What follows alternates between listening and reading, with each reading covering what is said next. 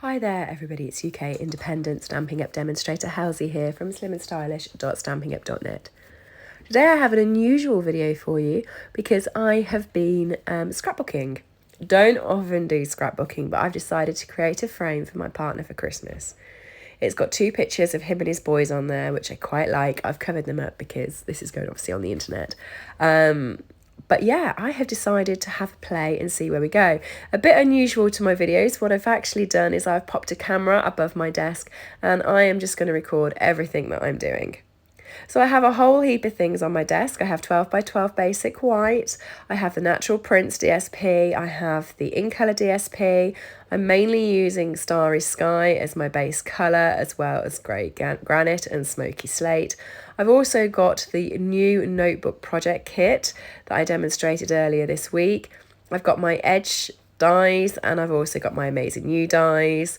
My trimmer is on my desk. Oh, I'm going to be using so many bits and pieces to create this frame.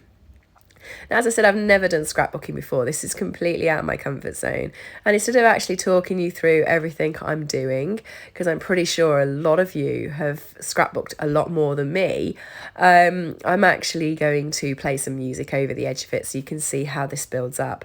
But I will let you know that the photos that eventually go in this are 4x3, so I have put the frames at slightly bigger than that. As I said, I'm using grey granite and I'm using Starry Sky. Love both of those colours and think they're quite masculine. They're also my partner's favourite colours as well. He's a big blue fan because his football team is a blue coloured football team.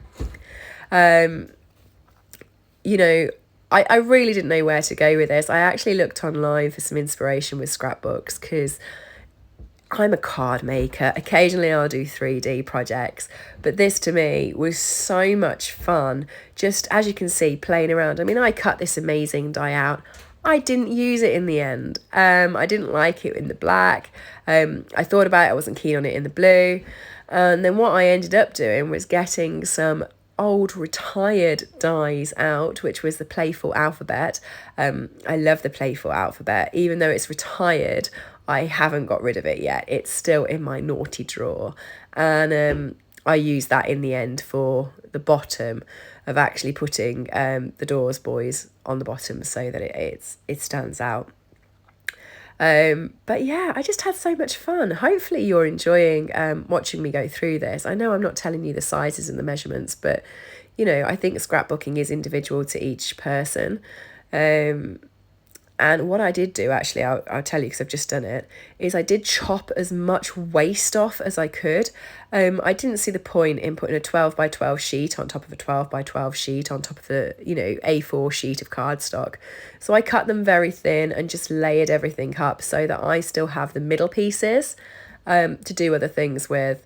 And then I just tried to play with as much textures and patterns as possible. So you can see I've got checks on top of stripes, on top of just the plain part. I quite liked doing that. I thought that looked quite fun. And I bought myself a 12 by 12 frame off Amazon. Really quite decent price, actually. Just a white simple frame. I did actually then have to cut this down because even though it was a 12 by 12 frame, it was 12 by 12 on the outside. So I think it ended up being something like 11 3/4. So I did have to cut a slight bit off the top and one of the sides. Which was a shame because I'd already made it. I hadn't bought the frame in advance to be able to measure it. So my advice to you would be buy whichever frame you like and then make your scrapbook page to fit that.